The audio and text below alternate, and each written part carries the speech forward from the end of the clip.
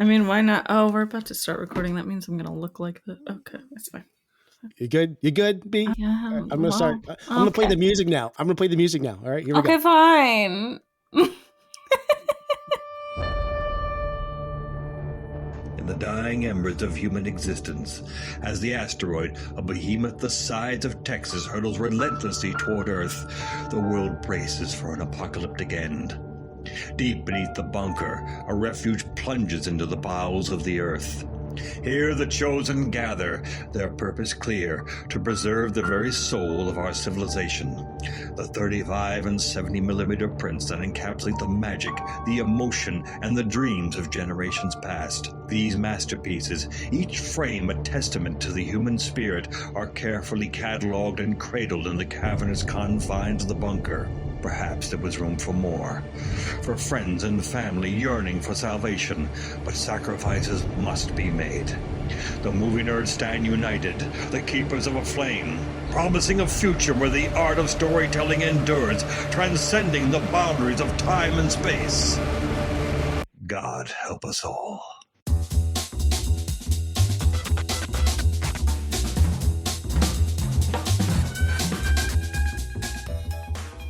Welcome to Back to the Frame Rate, part of the Weston Media Podcast Network. Join us as we watch and discuss films on VOD and streaming platforms, deliberating on whether each one is worthy of salvation, or I lose my voice before I finish this, or destined for destruction in the face of the impending asteroid apocalypse. You can find more episodes of this podcast on backtotheframerate.com, where you can subscribe and share our show and find us on our socials at Back to the Frame Rate. I am Nathan Shore, and accompany me are the extraordinary movie mavens Brianna Butterworth and Sam Cole. I need to breathe. Hello. Nathan, please forgive me, Nathan. This was such low-hanging fruit, but your voice there sounded somewhat like RFK Jr. a little bit. Oh, boy. That's not a podcast I'd be on. Yes, I'm going to put it right on the top of the show. Yeah. Everyone will have to forgive me for my voice. I'm a little under the weather, but just get. But you just love the movies so much. You said I have to bring this to the people. I have to be here. It's Monday You're here night. for cinema. It doesn't matter. Right. Yes, I'm here for the sake of cinema. You're welcome. Well, I'm excited to be here tonight. We are wrapping up we are on the fourth film of our 70s neo-noir retrospective with 1974's The Yakuza. Or is it 1975? Because they had two release dates. They have both, but I think it's 74. 74. Directed by Sidney Pollack. Our second Sidney Pollack film. Because, earlier this year, I totally forgot about this. We watched Out of Africa. Yeah, I know. Yeah. I noticed that too. And I was like, damn, this guy makes emotional movies. Yeah. So excuse my coughing and all the little... I'll have to edit it all out later. It's going to be a fun editing session for me. Yay. Anyways... Yeah, The Yakuza, Sidney Pollack, his 8th feature out of 21 in his career. Pretty prolific director at his time. Screenwriters, the talent behind this movie. Paul Schrader, his first screenwriting credit, and Leonard Schrader, but also coming in as a script doctor after this was Robert Towne. Off the coattails of Chinatown. So some powerhouse people working on this. Mm-hmm. Music by Dave Grusin before the Goonies back in the early days. Really? Yeah. I hated the music in this.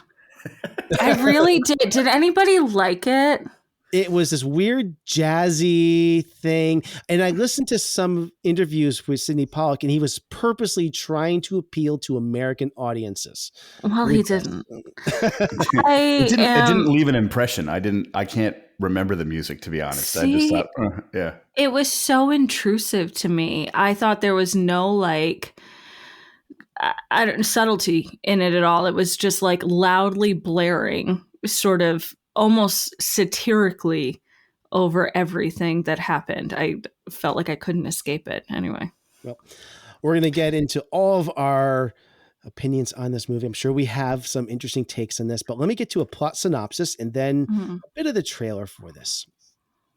Harry Kilmer, played by Robert Mitchum, a retired private investigator, returns to Japan after many years to help his old friend George Tanner played by Brian Keith. Tanner's daughter has been kidnapped by the Yakuza.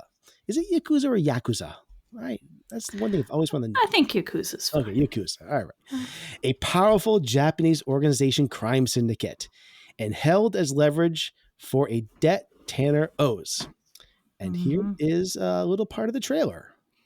The Yakuza, described as the mafia of Japan, but it is more. My brother spoke of you as the unique stranger. I took it to mean that you were a Westerner who held values consistent with ours. That a man pays his own debts, discharges his own obligations, that they are all that make him a man. Have you been to the police?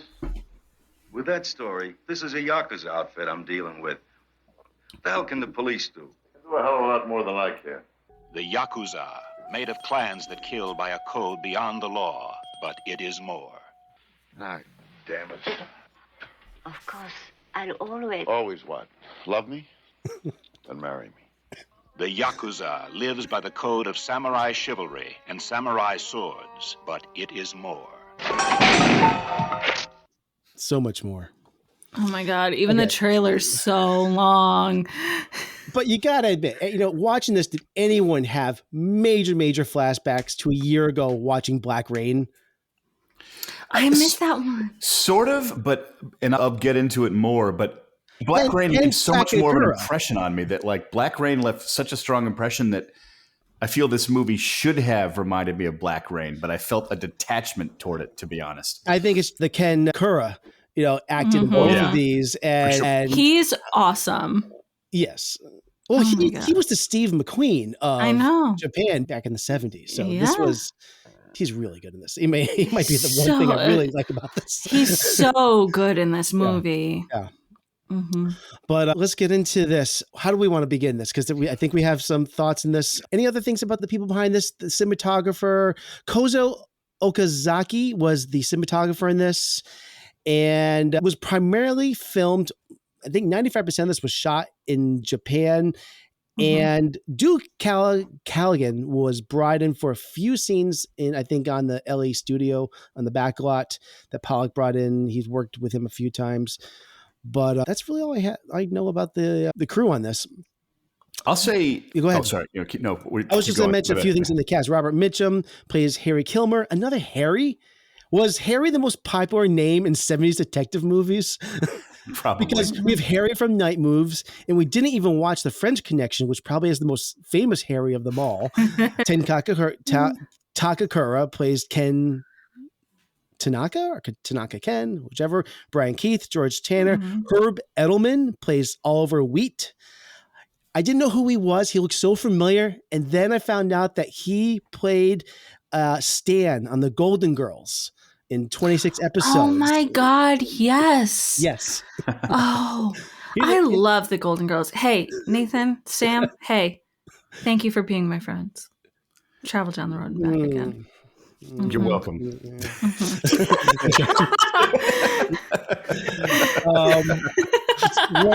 Running down a few of the other cast here, Richard Jordan, who was a hot actor at the time in the early 70s, plays Dusty, who I really like, actually. And every time he pops up in something. And who I was trying to place? What movie was he in that I was a huge fan of in the mid-late 80s? I was trying to place it. And then it hit me earlier today. Sam, you might remember this. B, I don't know if you remember. Do you remember Secret of My Success with Michael J. Fox? Yeah. Oh, yeah. He plays like the rich guy in that movie. Oh, okay. Yeah. Kaiko Kishi plays Aiko Tanaka. Iji Okada plays Tono. James Shikada plays Goro Tanaka. And Christine Kokubo plays Hanako Tanaka.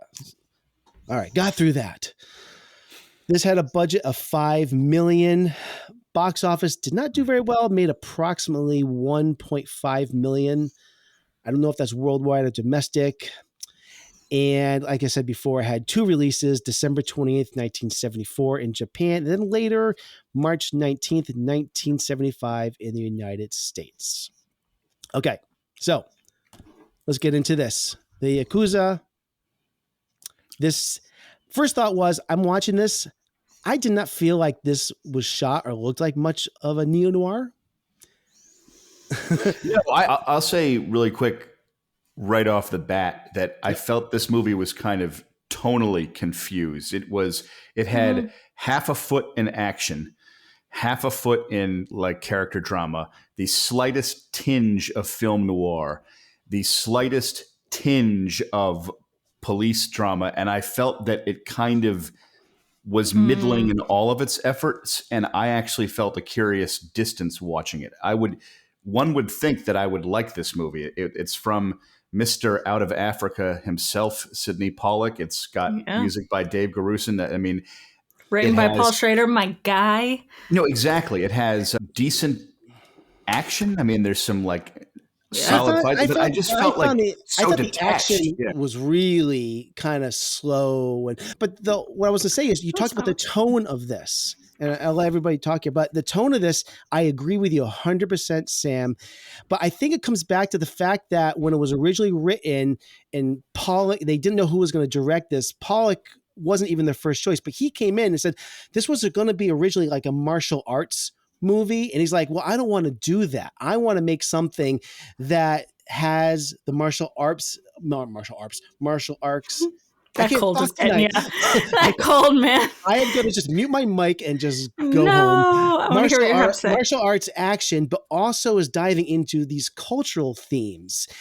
And he's trying to balance these two. And it's a genre picture, but it's also trying to be this character drama, which is not, it's neither. It's both, but it's trying to really balance this. And it sort of works, but I'm not shocked that it didn't resonate with American audiences because at the time they weren't used to that. It was either going to be the schlocky genre movie or it was going to be, what I think Sidney Pollack's bread and butter was more known for, which was like a thriller, cop drama or legal thriller, which he really found his way with a little bit later in his career. And he was actually doing that with some movies. He was doing Westerns and things like that at the time, like Jeremiah and Johnson. So this is an interesting thing that he tried to do. And I watched several interviews and he was really trying to find this hybrid version of this martial arts action movie and cultural like inspection of East and West, connect, meetings. I think in trying to find the hybrid, he dilutes both of them, meaning he's trying to serve two different needs and makes them both, it's kind of, this is a terrible example, but it's like if Jaws was a full-on genre horror picture, which it kind of is, but it'd be if you're trying to focus on character drama. And now, you know what, that doesn't work. But because Jaws is definitely not a full-on horror. It's not. No, it's Jaws is excellent. That's a terrible example. But I was trying to think of something else where you take a very strong movie and try to make it something else. But to me, I felt a lack of Sidney Pollack's. He has a sort of personal style that I felt was really, really present in a film like Out of Africa, where he's got his kind of voice or he's studying people or has something to say. This film feels formal, where I almost feel as if I can see him sweating bullets to try to make it engaging. But I didn't even really care about the characters or the motivation or the crime. It wasn't bad, but of all the films we've watched recently, I've never felt so completely detached. I was just watching it and I was not in it. I would give it a second viewing, but like it did not connect with me. Sam, to your point, there's one line in this movie that the delivery I just love, and I think it's such a bullet. It's towards the end of the film where Robert Mitchum is talking about Aiko and what he's trying. He goes, it's Aiko, yes, but it's also Tokyo. It's Tokyo too. And that sense of ennui and that sort of dispossessed sense of place is what I was looking for through the whole movie. Like that line is so encapsulating of like what this movie could have been. I think it's a good movie. I enjoyed watching it, but it could have been a great movie. And if it wasn't trying to navigate this like person so out of place. That makes sense. I totally agree. I almost feel like it unintentionally shies away from what could have been its strengths. Where, I mean, I don't know about full on martial arts, style action movie, but that may have been stronger because it would have been a strong version of something as opposed to a little bit of this and a little bit of that. There's a weird feeling of playing it safe in this movie, which is a strange thing to say. It kind of would have been a cool, like, I forgive me, I don't know what the Japanese equivalent of this is. I'm sure there is one, but it would have been like almost like a good Japanese version of a spaghetti western. Like this to me could have been a really good version of The Great Silence, right? Where someone's just in the wrong place. It could have been awesome, but I don't know. I don't want to argue about what this movie could have been. What this movie was poorly cast, I think. So it's just like Robert Mitchum. I mean, this is his later stage career, and he actually around this time was also coming back and doing some Philip Marlowe movies as well. He did the Big Sleep and So Long. Was it So Long, My Lovely? So what is it? Blanking on it as well. But this was like a resurgence time for Robert Mitchum.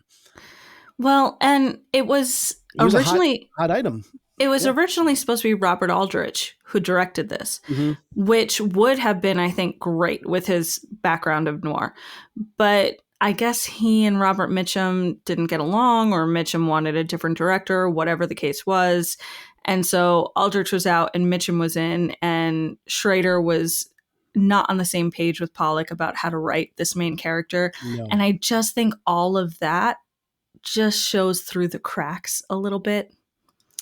In this film. I definitely agree. Yeah. There's a lot of tonal thing. We haven't even talked about like how this movie opens with. It's also, I feel like, trying to be almost like a James Bond movie as well. There's so much the same thing. Yeah. So like that opening title sequence is a James Bond ripoff. I literally was like, to myself, I almost, when it was the music of that opening title, I was inserting James Bond lyrics in my mind. I was like, Yakuza, the mystery of our soul, and I was like, wait a minute, this is not a Bond film.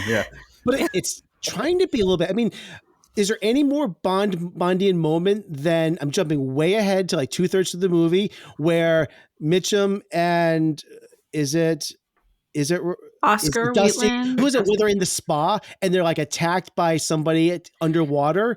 Yes, that's how James Bond would be attacked. Yes. It was like some lair. It was such a James Bond set piece. It made me want to watch a Sean Connery James Bond. I was get me out of here.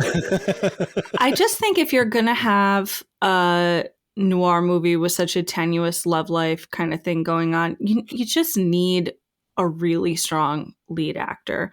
And I think Tanaka Kent was excellent. Thank God he was in this movie. Otherwise, it would have totally shriveled up for me. But Robert Mitchum just totally phoned in this performance. And I know when it came out, this movie was not a hit. And it's gotten some love in recent years. I think it's had a little bit of a resurgence. I'm really having a hard time connecting with this character, not because of his actions, just because I don't think he jumps off the screen at all. It's not reading as despair to me. It's just reading as The Exorcist 2. Like, I don't think he's doing anything. Seriously, to your point, B, there's a scene where Robert Mitchum, and forgive me, but who again plays his old flame when he reunites with her? Aiko. When there's a scene where they're sitting down and they're looking at like a photo album of their shared past. I felt in that scene like I was watching two actors being instructed to look at a photo album where it said, okay, now feel emotion, meaning, and it's a rough thing to say, but I felt there were many scenes in this movie where I felt like I was watching actors doing their best to say lines in material that they themselves didn't feel connected to. Like that happened to me a lot watching this film. There was a stiffness to it. Well, we know that there was a lot of, Ken Takakura did not speak a lick of English for this.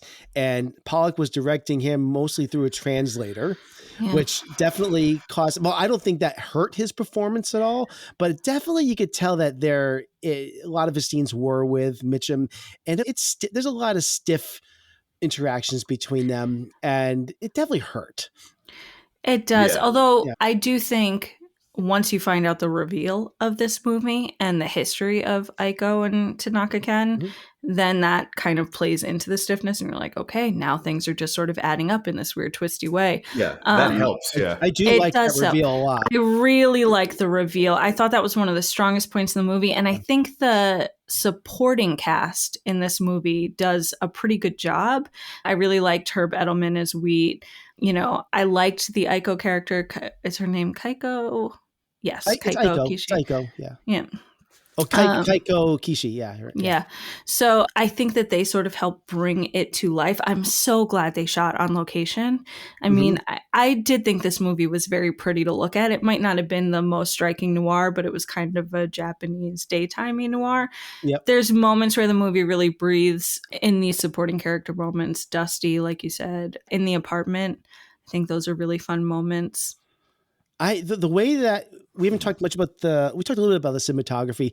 Everything that takes place in that apartment, it's so brightly lit. I feel like I'm on this most obvious sound The stage. surface of the sun. Yeah. It feels like I'm in a 1960s movie. It feels like this is where I was talking about this tonal.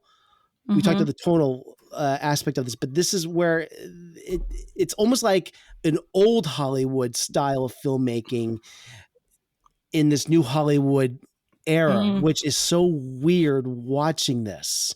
Yes. And that's what's so weird. It feels like we should be in these dark, shadowy world, and so much of this is feeling so flat. And that set is so flat, and it looks like I'm on the set of like the Brady Bunch. Yes. And it's like 1968 or something. The performances help, I think, but yeah. And by the way, that set, there's something weird. That's Oliver Wheat's apartment. And there's the weirdest thing in that apartment. I don't understand it. I like the character Oliver Wheat, good-natured guy. He has this armory that never is paid off. It's like Chekhov's armory. Like, why isn't this like come into play? Oh my God. Until you mentioned that, I actually forgot about that. That could have been huge later in the film. It's so bizarre that they make a point of this, and it's just like, whatever. Well, the Wheat character also sets up the typical noir male. And I say typical, we've been watching a lot of atypical or reimaginations of the genre, but I still think the archetype of the leading man follows some moral code that's pretty consistent throughout the genre. And Wheat sets that up when he talks about the armory. He talks about a man and the connection to his sword and the code of honor. This movie has a lot to say about honor and dignity and code to your fellow man and, you know, sort of honor among thieves. And it really doesn't play off until the end, but it has ample possibilities to do that in all these action set pieces. And it very rarely shows Mitchum stepping into these characteristics rather than just responding to violence. That's why it's so frustrating, because it's not a great movie and it's not a terrible movie. It exists in that frustrating middle spectrum where it's so close to being better than it is, but it's not quite there. And that area is always fascinating, because like, it's one thing if a movie is just god awful, then you can just joyously take it apart. This movie is not bad. It's just not, for me, it's not quite, it could have gone into the lore more and set up the atmosphere, fish out of water more. It was pretty to look at, but I wanted to feel more emotional connection to it. Kind of. And I believe Nathan, the stagey, like you're saying, that apartment, it's like, welcome to the Ed Sullivan Show, the movie, you know? I believe you said before we started, Sam, it's a movie. Yes. It's a movie. It's a movie that we watched. It's a movie. It's a movie where I'm aware of the people in it are aware they're in a movie. And when we get to like episode 400, we will forget all about this one. I'm telling you. Yeah. Yeah. I had trouble remembering some scenes now, to be honest. And I think another thing that sticks out in my mind about how Pollack directed this, which I wonder what was going through his head at some points, was there's this really gigantic exposition dump told by Oliver while Harry is walking the streets of Japan, and it's all about him and Aiko's backstory.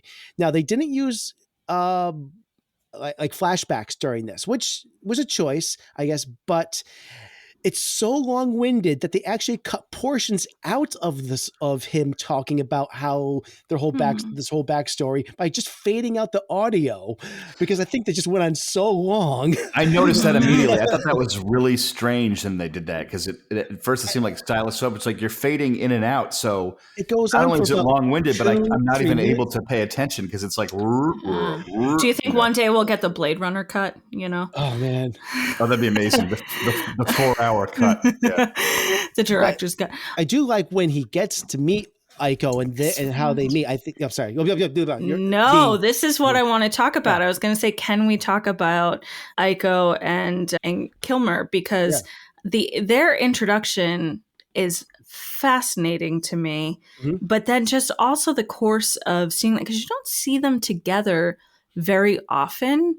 But you do see each of them in the film. Sometimes when there's a love interest, you really don't see her outside of the male lead, but you do get to see her interact with other people, which is nice.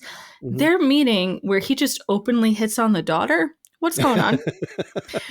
What's going on? Hey, oh my God, I haven't seen you in 40 years and I'm here with ulterior motives. Daughter got hot. Daughter got hot. Yeah.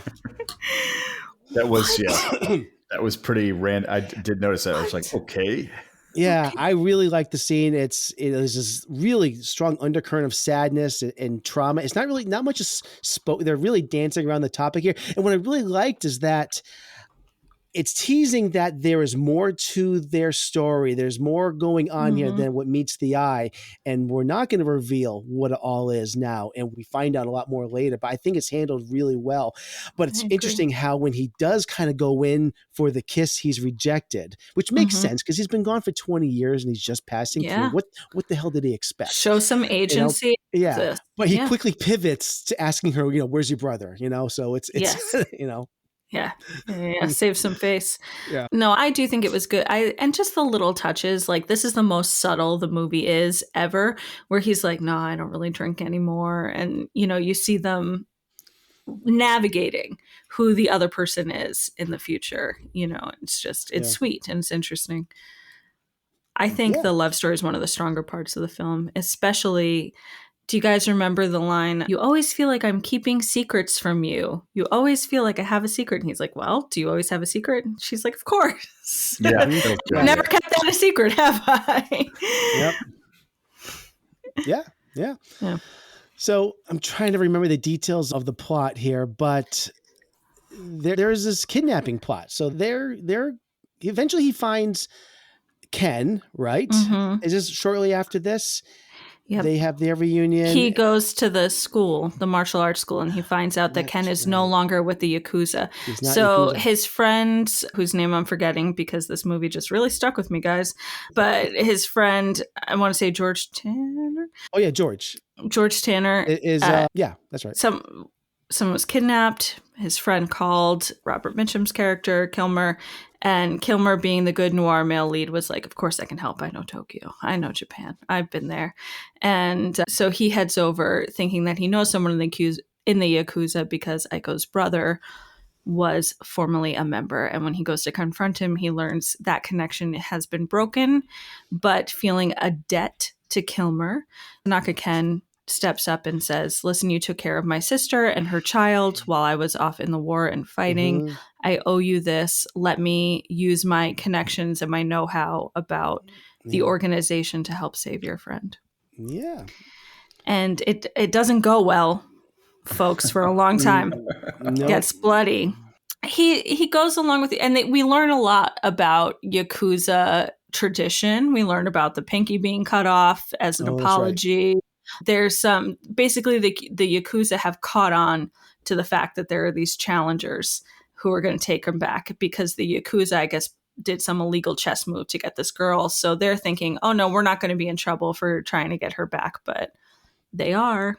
I think by this time they've rescued Tanner's daughter because they're on the run pretty much. And this is what the movie started to frustrate me, because if they have taken back George Tanner's daughter, I'm thinking like the Yakuza is going to come after them, right? Right. And they're really casual about, we're going to go to a club, we're going to just hang out, we're going to go for a walk. Bathhouse. Yeah. And go for that it. scene where he's like, I'm going to go for a walk. We'll be back in 10 minutes. I was like, yeah, that's going to go well. Yeah. Like there was a setup right there. Yeah. There's so much of that. And they're so casual about this. No, you get out of Tokyo now. Everyone just get the hell out. And they go to a club, they go to a spa. They're just like so out and about, like ready to be attacked. I think like they're just sitting ducks for like half this movie. But this is interesting because eventually he learns about Tanaka Ken's brother, right? I think this is Goro, and goes. Their flight leaves in 45 minutes. Number one, he says, "I'm going to head out to this visit. Go to Kyoto, which is 280 miles. I checked this from Tokyo. Zero chance, but I'll be back in time to catch the flight." He says. Zero chance he's making this. There's no mode of transportation that gets him out to Kyoto and back. I don't know what. So I thought it's all just so silly. So anyway, they are cavalier. It's like part serious, part like travel log movie. Like, let's take a walk, we'll stroll around. It's like, guys, you don't have time. But the conversation with his brother, I'm blanking again on his name, Goro. They're walking and talking and walking and talking. It's a long scene. It's a lot of information is dumped during this. There's so much information in this movie that convoluted. It's convoluted, but like it's expositorily when there's expository dialogue that you're supposed to listen to, they dole out this information that's like theoretically important to the plot, and when they give this expository information, I just glaze over because the manner in which it's directed and discussed is so quiet and subdued and flat. I just drift. That happened to me several times. Yeah. I'm getting ahead of myself. This is where they come back to the home. That's when they're attacked, right? And Ken and Harry are going for their walk. Like, why do they do that? They're attacked. Oliver Wheat during the attack is screaming, "Stop it, stop it, stop it." It's just hysterical. Like, stop what? Like, stop the violence? Like, I don't know what it is. It's like, I don't know. So in the skirmish, Dusty is impaled, is dusted. And this happens way too late in the movie because like the moment we meet him, like, this guy is so dead. This guy's toast. But also, unfortunately, Hanako is killed, which Aiko's daughter that Kilmer helped raise. Yes. That was a halfway decent fight scene, and I was just like, it was okay. You know, there was some choreography that was interesting, but I did really like the sword fight in the bathhouse. Yeah, that at was the good. end. Yeah. But and that's when we get the reveal. I think after Aiko we learned that after Ken and Hanako Aiko are married. They're not siblings, and I thought this was a really neat twist. I did not see this coming. Me neither at all. But once again. But I felt there was definitely more to the story that was untold. So I really did like this revelation. And again, this also means that Hanako was their daughter too. So that really adds weight to the death, and it's pretty cool, I thought. So this is where I think Harry then, on a kill crazy rampage, breaks into George's room, very angry, and just empties a full round into him. God, there's so many random battle sequences.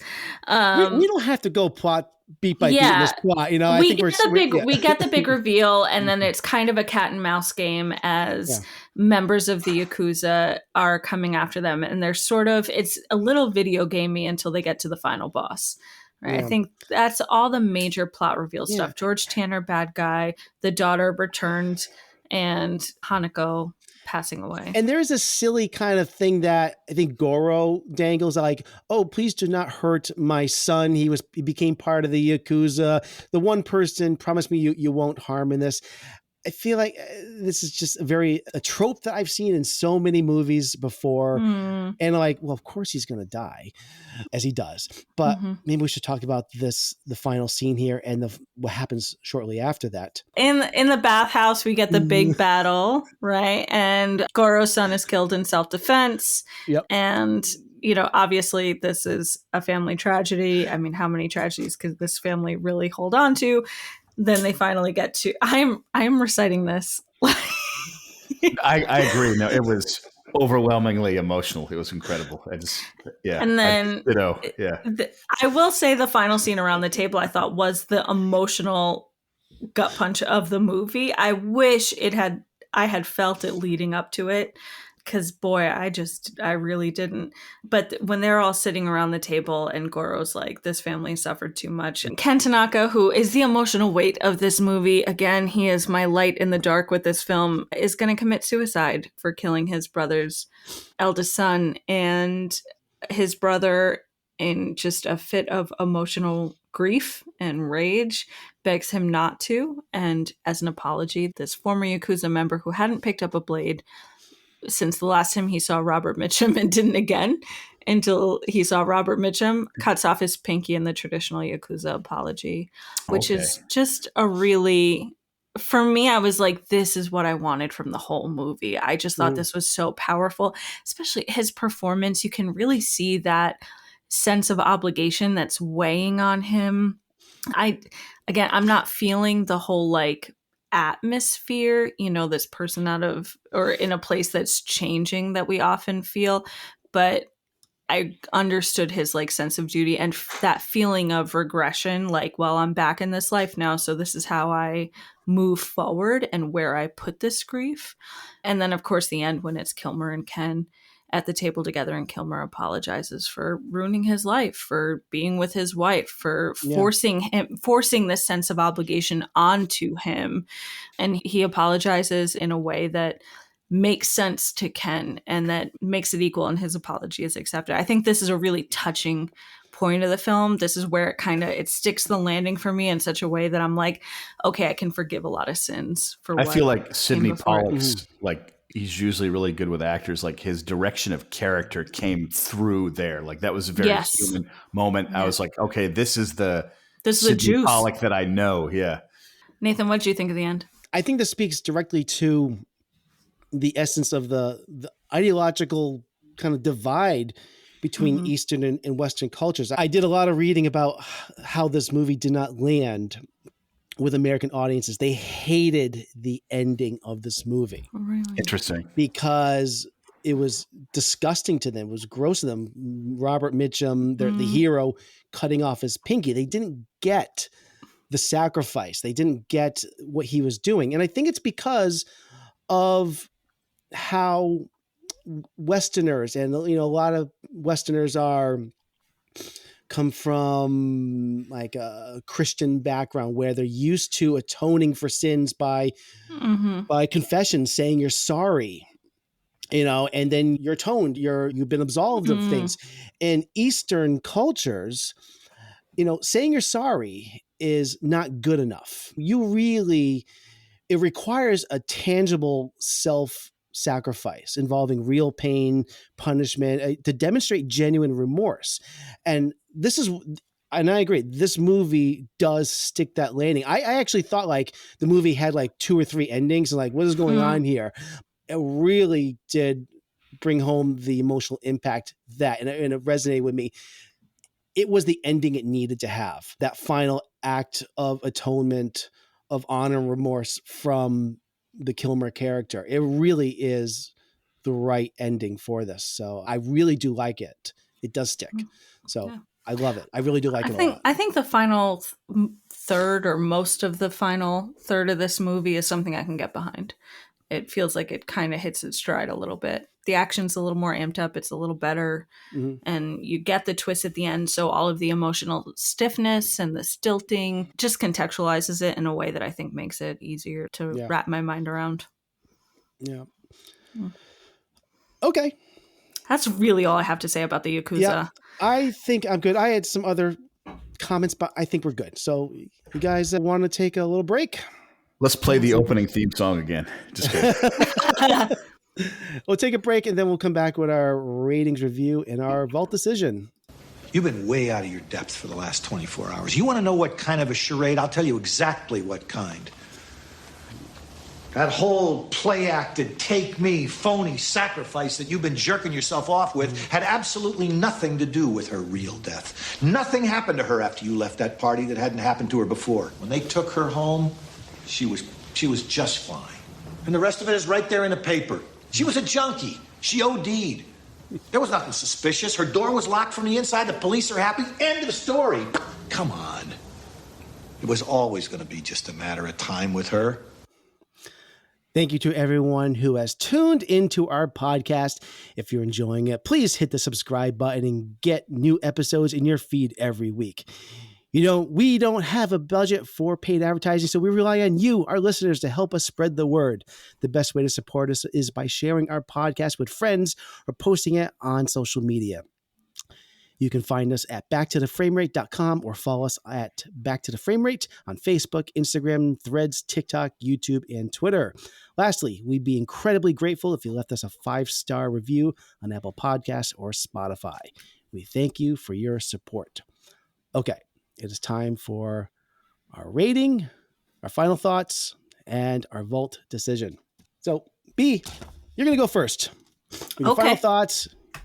But wait, rating. Nathan, you have to say whether we keep it or if it'll be purged, and say purged really loudly so it makes you cough. We're going to decide if we're going to have our final thoughts, our rating, and our vault decision, where we decide if it's going to be saved or purged into the fiery apocalypse. Okay. Oh, wow. That's quite the reaction, Sam. I'm happy you're in. I was channeling my Jonah Hill there from whatever movie that's from. Yeah. Oh my God. Oh boy. Yeah. I feel like, I don't feel like, I know I came across harsher on this movie than the experience I had watching it, which was fine. It probably would have been a 2.5 for me if the ending wasn't so great. So I'm inclined to give it a 3. It doesn't go in the vault. I could be talked into a 2.5 or a 3. Okay. That's it. That's fine. All right. I'll go next. So I think there were a lot of great things actually working in this movie's favor. I think at the core, there's a really cool story being told here. I think the culture clash of West meets East is always a fun dynamic on screen. And as you know, we saw this in our 80s neo-noir last year with Black Rain, I mentioned earlier, a film that feels like it was the love child of this film and maybe Blade Runner. But there's this tonal tug of war that's happening. And it's a bit still hard to put my finger on. But it might be that this film's trying to be both, like I said, a serious cross-cultural action thriller with a romantic subplot, but also a campy, schlocky melodrama with what you'd expect to have all gratuitous violence. But it doesn't even go far enough with the violence to endear an audience that would love films like Dirty Harry or Death Wish. So honestly, I think it comes down to Sidney Pollack, who I've always thought was a fine director, but working in a genre that might not be what he's best suited at. I could see Sam Peckinpah or a young John Carpenter, taking a swing at this and creating something both a lot more visually engaging or paced better. But, despite that, I think this film is anchored by a wonderful supporting performance by Ten Takakura. The themes of loyalty, honor, and the cross-cultural tensions, I think, make this an interesting watch, but I just wish it coalesced into a better film. So my rating is 3, and no, I'm not putting it in the vault. Mm-hmm. I hear that 100%. I feel like there's a really strong story buried within the kind of conflicting styles that it could have been explored more. Some of that shone through, but for the most part, I felt the movie was at war with itself and not quite sure what it wanted to be. I would watch it again. I enjoyed it okay, but I would give it 2.5 stars and definitely not in the vault. That's my verdict over here. Okay. Mm-hmm. All right. Goodbye. Adios. Okay. Yakuza, we barely knew each other before you left my heart forever. Sorry, I'm just thinking of James Bond songs. Well, if you agree or disagree with our assessment of the Yakuza, we would love to hear from you because there is a lot of love for this movie. So let us know. What do we not see that everyone else likes? Because I think we missed something. Yeah. Okay.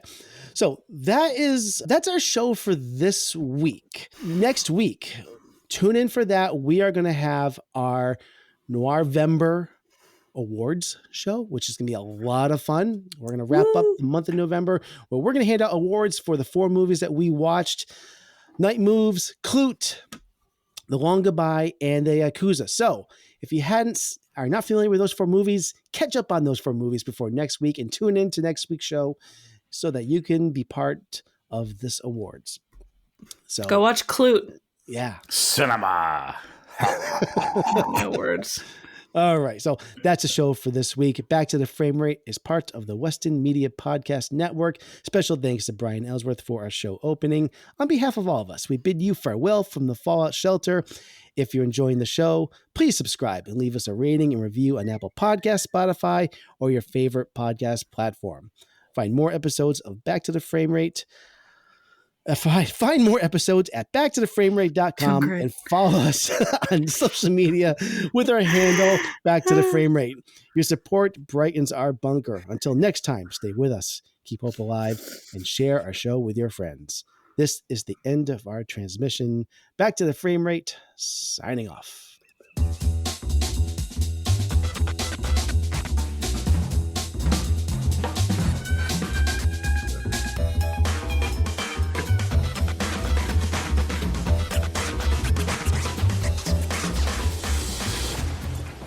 I want you to know it's over.